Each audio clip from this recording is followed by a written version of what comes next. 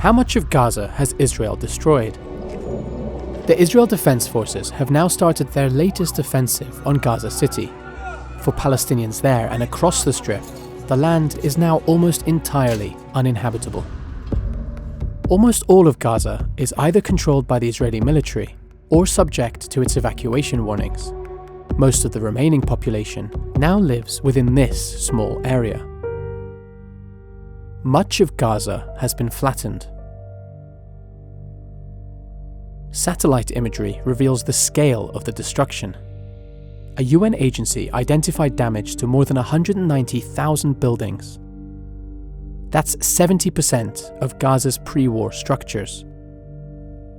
This destruction has left vast amounts of rubble across Gaza, an estimated 53.5 million tons.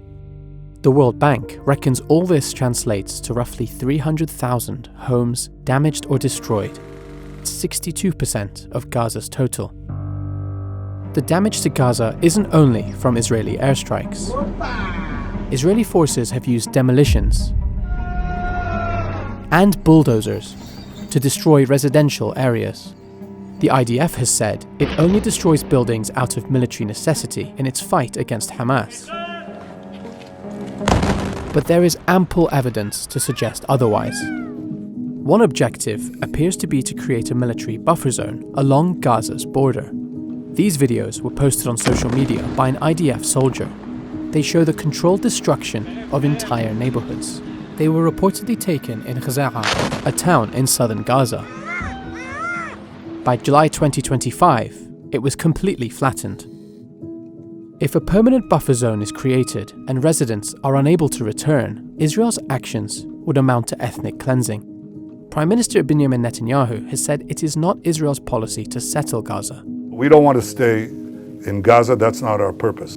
But some of the Prime Minister's powerful allies have not hidden their desire to ethnically cleanse the territory. צה"ל ממשיך עוד לטהר ולהפוך כל אבן ולהשמיד תשתיות. האזרחים העזתים מרוכזים בדרום, מיואשים לחלוטין, מבינים שאין שם תוחלת ואין מה לחפש בעזה, ומחפשים רילוקיישן להתחיל חיים חדשים במקומות אחרים. People in Gaza have begun thinking the unthinkable.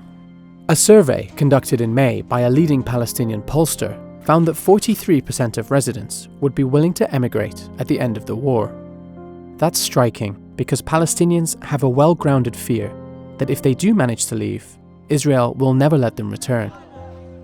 Israel's actions in Gaza are leaving Palestinians there with an impossible choice: be forced out or fight to survive in a place that's almost entirely uninhabitable.